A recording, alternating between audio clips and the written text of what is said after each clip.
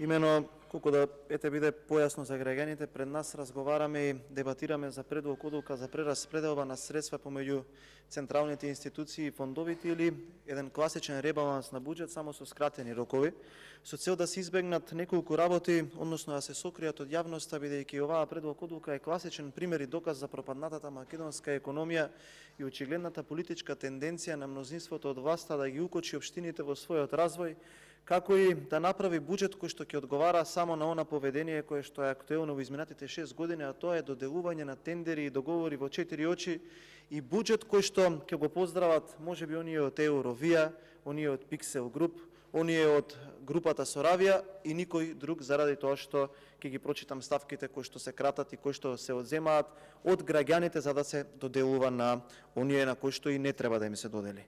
Како што кажав и пред да почне расправата за оваа предлог одлука во Комисијата за финансирање и буџет, ВМРО ДПМН нема да подржи ваква предлог одлука, бидејќи сето она кое што е инкорпорирано во оваа предлог одлука служи исклучиво за богатење на поединци, а за одземање на граѓаните. Во оваа предлог одлука можете да видите дека се кратат од капиталните инвестиции и безмалку до крајот на годината, односно во остатокот од овие 3 месеци кои што останаа од оваа година, нема да се реализира ниту еден капитален проект и тие кои што се останати се земаат и се одземаат средствата од нив. Она кое што може да се увиди дека е предлог одлука за прераспределба на 300 милиони евра со објаснување од 138 зборови, како безмалку да овие пратеници кои што се тука или граѓаните не заслужуваат да ги слушнат објаснувањата за тоа каде ќе се трошат нивните пари во остатокот од наредните 3 месеци.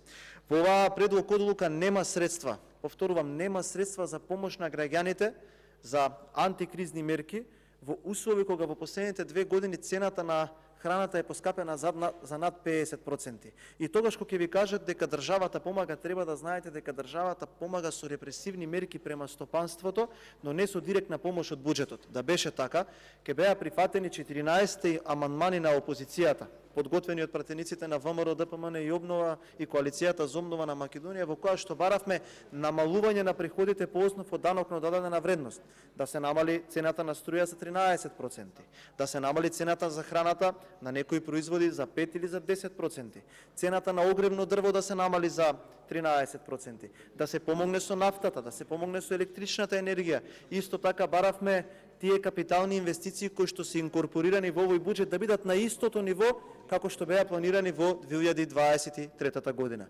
И сето она кое што е зборувано на оваа говорница или што е општено од мнозинството едноставно пропадна во вода, затоа што, како што кажав, се одвојуваат средства за трошоци кои што се ама не се наменски. Почитувани граѓани, тоа што го кажав, ако што некој од пратениците од мнозинството ќе стане да го брани, бидејќи бранат нешто што не е одбранливо, јас ќе го прочитам со бројки. Зошто велам дека оваа влада сака да ќе укочи општините во незиниот развој? Можете да видите дека во Бирото за регионален развој се кратат 97 милиони денари капитални дотации до единиците на локална самоуправа за проекти. Што значи оваа влада крати до крајот на годината 100 милиони денари само од оваа институција за помош на општините за да се реализираат проекти. Има расходи од заеми. Тоа значи дека оваа влада дури и оние позајмени средства не сака да ги повлече. И за тоа ќе плати оваа држава камати само да не им помогне на општините. Еве, Министерство за финансии над 140 милиони денари нема да повлече од заеми само за да не им помогне на општините и покрај тоа што овој заем е наменски само за проекти кои што треба да се реализираат од овие институции. Во Министерството за здравство 20 милиони денари се кратат за изградба на општата болница во Кичево. Таа беше, почитувани граѓани, онаа болница каде што во шатор пред болницата згрижуваа пациенти за време на ковидот, а министерот за здравство сегашниот Фатмир Беџити кажа дека никогаш како пациент не би се лечил во таа болница. Фатмир Беџити нема да се лечи во таа болница, ама и граѓаните на Кичево и на целиот регион ќе останат покуси затоа што оваа влада е неспособна да ги реализира тие проекти и крати 20 милиони денари. Изградба на нов клинички центар во Скопје и Штип се кратат 33 милиони денари. Онамо во Штип, каде што Европската банка ни повлече 14 милиони евра заради нереализација, и онамо во Скопје, каде што таа ледина која што вие велевте дека ќе изградите клинички центар, остана само со побојна вегетација, а сега ние ќе платиме пенали заради тоа што не реализиравте готов и склучен договор за изградба на нов клинички центар во Скопје. За заем, замислете, минус 72 милиони денари, договорен заем, превземени обврски, ќе платиме камата, ќе исплатиме ратата, а нема да ги повлечеме овие средства и нема да бидат изградени овие болници. Ајде да одиме на омиленото Министерство образование и наука. Изградба на основни училишта минус 10 милиони денари помалку. Реконструкција на основни училишта минус 74 милиони денари.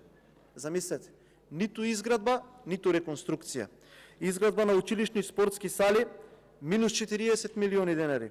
Реконструкција на средни училишта минус 40 милиони денари. Реконструкција на студентски домови минус 8 милиони денари. А замислете за енергетска ефикасна рехабилитација на студентски домови, заем кој што заеднички го гласавме, минус 100 милиони денари. Тука секако може да се каже и за изградбата на факултетот за информатика, финки и за ФФК минус 10 милиони денари. Замислете. Оваа предлог одлука што имаме пред нас од аспект само на образование, нема каде не е кратено. Нема да се градат нови училишта, нема да се изградат оние објекти од аспект на високото образование. Од Министерството за транспорт и врски, сообраќај и комуникации, тоа е за улички, минус 35 милиони денари. Урбанизам и градежништво, минус 90 милиони денари.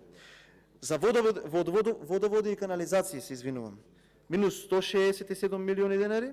За железничка инфраструктура се кратат 1,3 милиарди денари. Оваа влада крати од овие институции. За изградба и доопремување на детски градинки над 1 милион евра, односно 67 милиони денари нема да се изградат.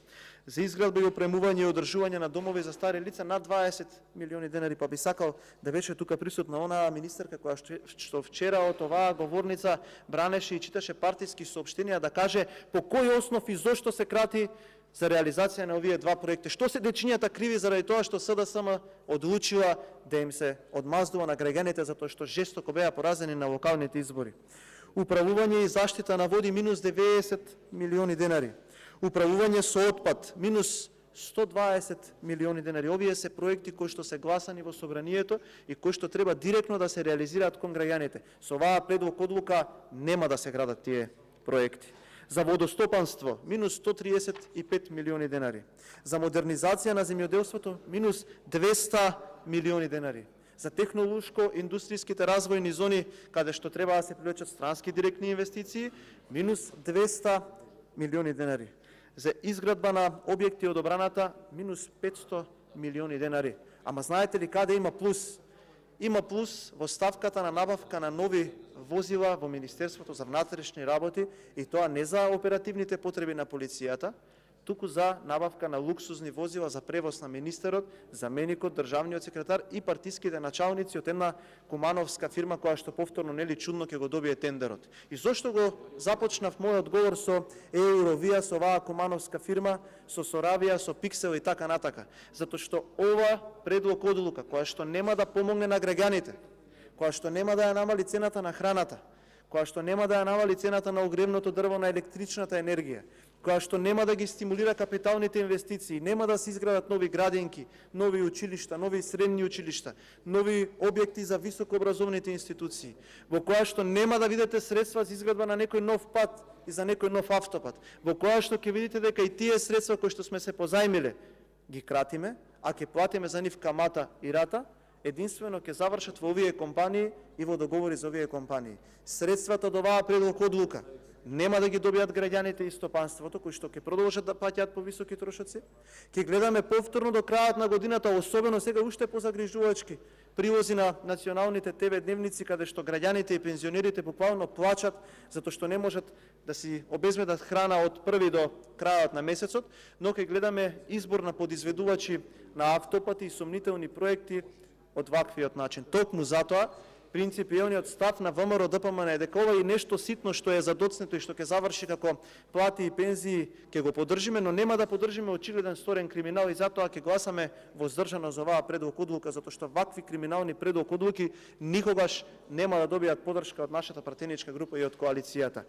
Ова е срам за една држава и ваквиот ребаланс кој што е подготвен од Ковачевски, Димитар и Артан Грубија проседен до собранието, едноставно заслужува само еден збор кој што би се оквалификувал за да го прикаже пластично или метафорички овој срам кој што е пред нас, а тоа е дно. Благодарам.